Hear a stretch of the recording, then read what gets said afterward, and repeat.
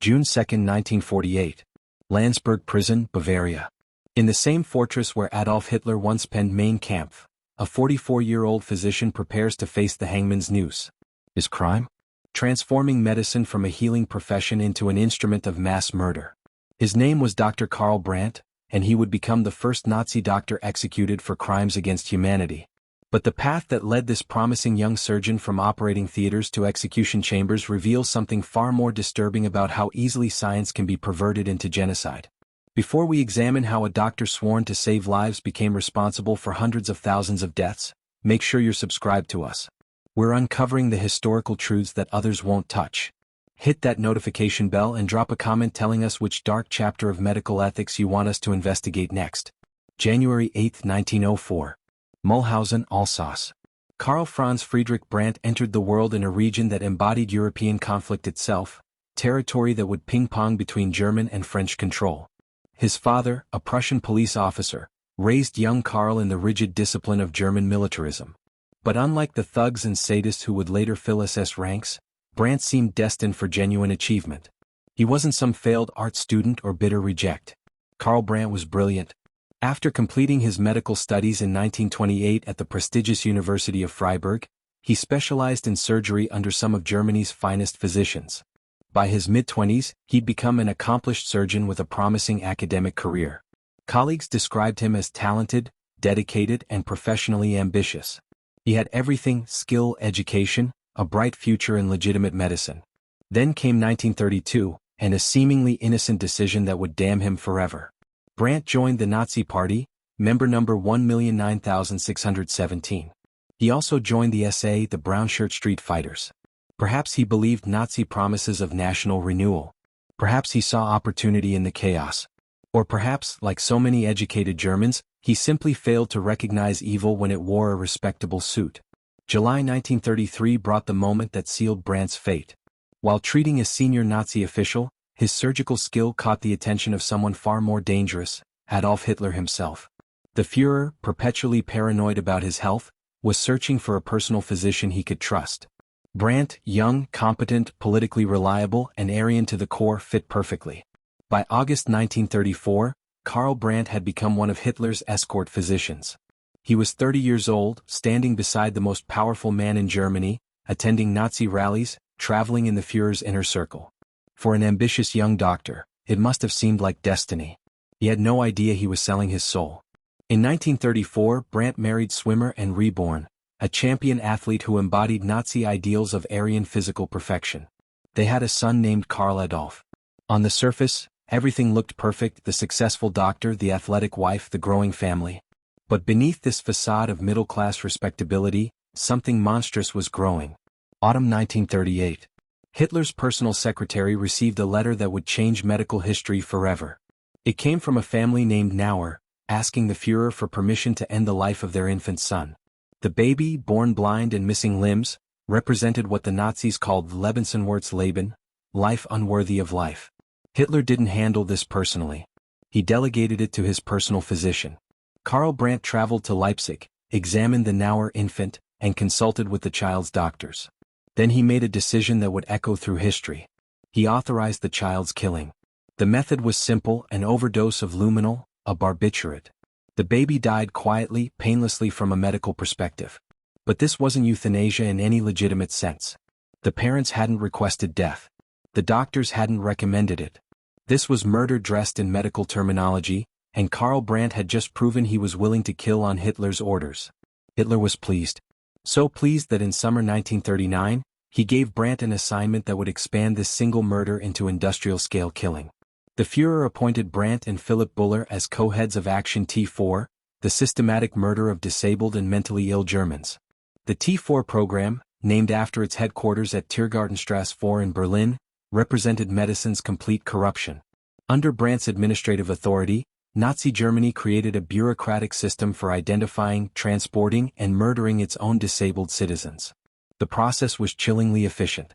Medical professionals reviewed patient files, marking them with plus signs for death or minus signs for temporary reprieve. Patients selected for killing were transferred to one of 6 special killing centers: Grafeneck, Brandenburg, Bernburg, Hadamar, Hartheim, and Sonnenstein. At these facilities, which Brandt helped establish and oversee, victims were told they were going to shower rooms. Instead, they were led into sealed chambers and murdered with carbon monoxide gas. After death, their bodies were cremated, and families received falsified death certificates claiming natural causes. Between September 1939 and August 1941, when public protests forced the program's official halt, at least 70,273 people were murdered under Action T4. But the real number was certainly higher. And Brandt's administrative authority made him directly responsible for every single death. What's most chilling about Brandt's role wasn't sadistic pleasure. There's no evidence he personally enjoyed killing. It was his cold bureaucratic efficiency. He wasn't a psychopath who tortured victims. He was a technocrat who streamlined mass murder.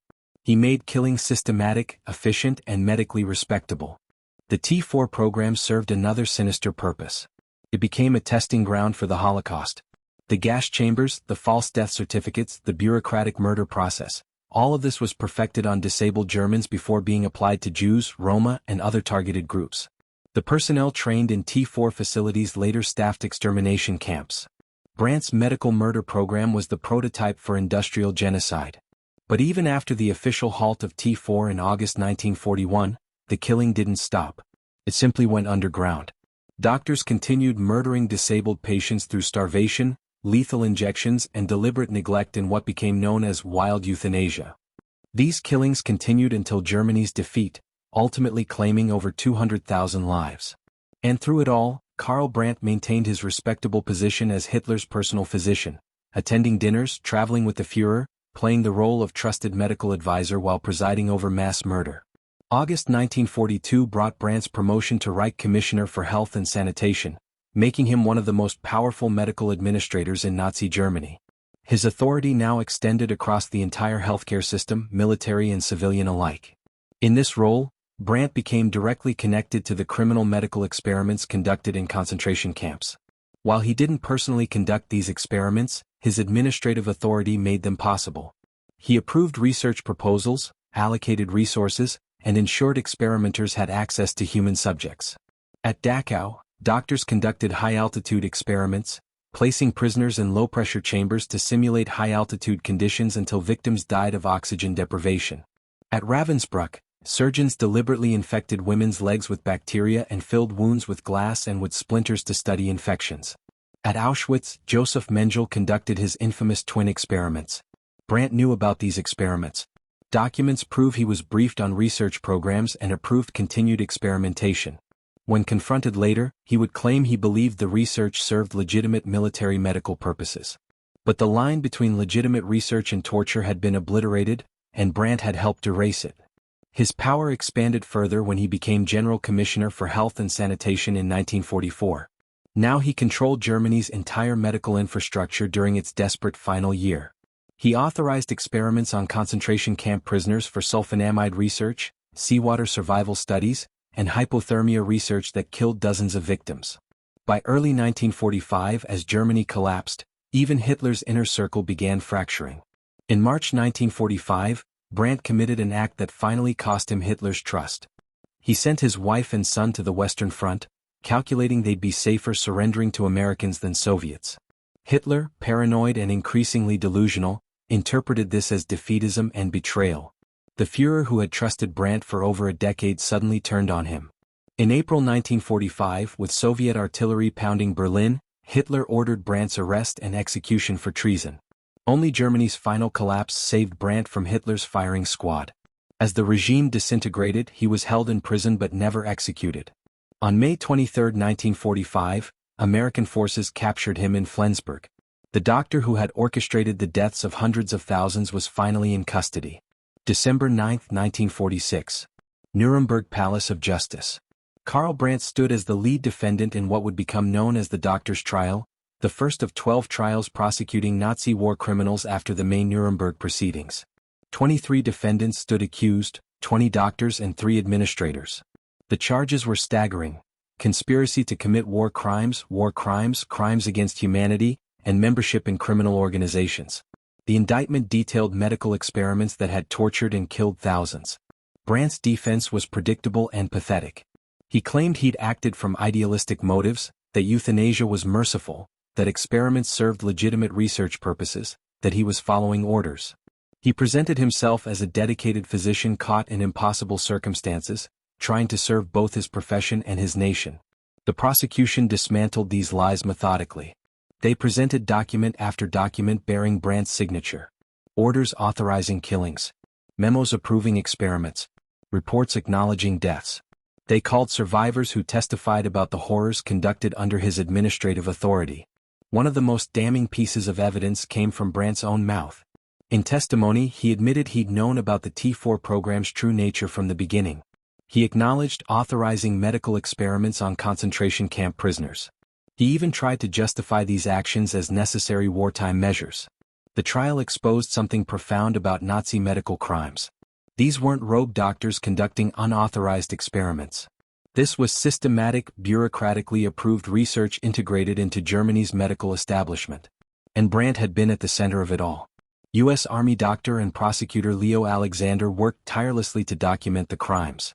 His research during the trial led directly to the Nuremberg Code, the landmark document establishing ethical principles for human experimentation. The Code's first principle, the voluntary consent of the human subject is absolutely essential, was a direct response to atrocities committed under Brandt's authority. On July 19, 1947, after months of testimony, the tribunal announced verdicts. Of 23 defendants, 16 were found guilty. 7 were sentenced to death, including Karl Brandt. The judge's statement was unambiguous. Karl Brandt was the pivot around which the whole of this T4 program revolved. He authorized, aided, abetted, and participated in the program of killing those people whom he believed to be incurably sick. In doing so, he violated the rules of war and the laws of humanity. June 2, 1948. Landsberg Prison. 16 months after his conviction, Karl Brandt's appeals had been exhausted. The Supreme Court of the United States declined to intervene. The time had come for justice. Landsberg Prison held dark significance. This was where Hitler had been imprisoned after the failed Beer Hall Putsch, where he dictated Mein Kampf. Now it would serve as the execution site for his personal physician. Brandt spent his final days writing letters and meeting with a chaplain. Unlike some Nazi criminals who maintained their ideology until death, Brandt seemed genuinely conflicted. He wrote to his wife expressing regret, though whether for his crimes or simply for getting caught remains unclear. Prison chaplain Karl Morgenschweiz met with Brandt repeatedly during his final days. The doctor discussed his Catholic faith, his family, his belief that history would eventually vindicate his actions. Even facing death, he couldn't fully grasp the magnitude of his crimes. On his final night, Brandt was allowed a last meal and a final visit with the chaplain. He declined both alcohol and sedatives, choosing to face execution fully conscious. Guards reported he remained calm, almost detached, as if mentally distancing himself from the reality of his situation. At 10:09 p.m. on June 2, 1948, guards came to Brandt's cell. The hour had arrived. The execution chamber at Landsberg Prison was stark and functional. A simple wooden gallows stood in the center of the room. No elaborate machinery, just rope, trapdoor, and gravity. Witnesses, including American military officials, journalists, and German observers, waited in the viewing area.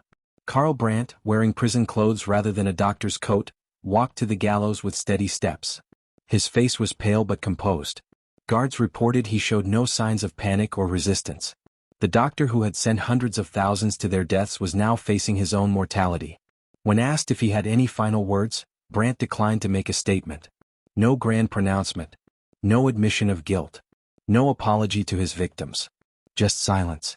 The executioner, U.S. Army Master Sergeant John C. Woods, the same man who had hanged the major Nuremberg defendants, prepared the rope. He positioned Brandt on the trapdoor, adjusted the noose around his neck, and placed a black hood over his head. At 10:11 p.m. the trapdoor opened. Brandt dropped. His neck snapped cleanly. Death came within minutes, far more merciful than the deaths he'd authorized for disabled children, concentration camp prisoners, and experimental subjects. Woods, who had botched several previous Nazi executions, performed this one competently.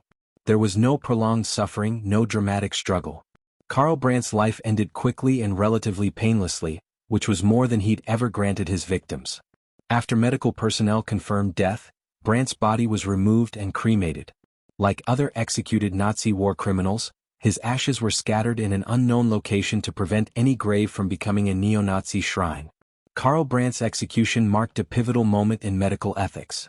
His trial and conviction established the principle that doctors could be held criminally responsible for violating medical ethics, even when acting under government orders. The Nuremberg Code, drafted largely in response to crimes committed under Brandt's authority, established 10 principles for ethical human experimentation that remain foundational to medical research ethics today. These principles emphasize voluntary consent, scientific validity, and protection of research subjects, all concepts systematically violated by Nazi medicine. But Brandt's story raises uncomfortable questions that extend beyond individual guilt. How did German medicine, one of the world's most advanced medical systems, become complicit in genocide? How did doctors trained to heal rationalize participation in mass murder? The answer isn't that Nazi doctors were uniquely evil. Many, like Brandt, were educated, accomplished professionals. What made them dangerous was their willingness to subordinate medical ethics to political ideology. They convinced themselves that killing disabled people was merciful, that human experimentation served the greater good, that racial science justified atrocity. Brandt's transformation from promising young surgeon to architect of medical murder didn't happen overnight. It was gradual, a series of small compromises that led incrementally to mass atrocity. First, he joined the Nazi Party. Then he became Hitler's doctor. Then he authorized killing one disabled infant. Then he systematized that killing into T4. Then he oversaw even larger programs of medical murder. At each step he could have refused. He could have resigned. He could have spoken out. But he didn't. And hundreds of thousands died because of his compliance. On that June night in 1948, when Karl Brandt dropped through the gallows trapdoor, justice was served for his crimes. But his death couldn't resurrect the 70,000 T4 victims, the thousands of concentration camp prisoners experimented upon, or the countless others who died under his administrative authority. His execution reminded the world that medical professionals bear special ethical responsibilities. The license to heal carries with it an obligation to protect patients, to respect human dignity, and to refuse participation in atrocity regardless of political pressure. The Nuremberg doctors' trial established principles that transformed medical ethics globally. No longer could doctors claim they were just following orders when committing crimes against patients. Professional ethics could not be subordinated to political ideology without criminal consequences. But Brandt's story also serves as a warning. Medical technology and scientific knowledge can be perverted to serve genocidal ends. Professionals with impressive credentials can rationalize horrific crimes. The combination of state power and medical authority, untethered from ethical constraints, creates possibilities for systematic atrocity. Today, as we face new ethical challenges in medicine, artificial intelligence, genetic engineering, and biomedical research, Karl Brandt's fall from healer to mass murderer reminds us that ethical vigilance is never optional. The oath to first do no harm isn't merely professional convention. It's a moral absolute that must be defended even when governments, ideologies, or seemingly rational justifications demand otherwise. Karl Brandt died on that gallows, but the lessons of his crimes must live forever. We honor his victims not through vengeance but through unwavering commitment to medical ethics, human dignity, and the principle that healing must never become killing, regardless of who gives the orders. Thank you for watching this episode. If this story impacted you, consider subscribing to ensure these historical lessons reach more people. Share this video so these victims are never forgotten. And let us know in the comments what other dark chapters of history we should investigate next. Because only by confronting the past can we prevent its repetition in the future.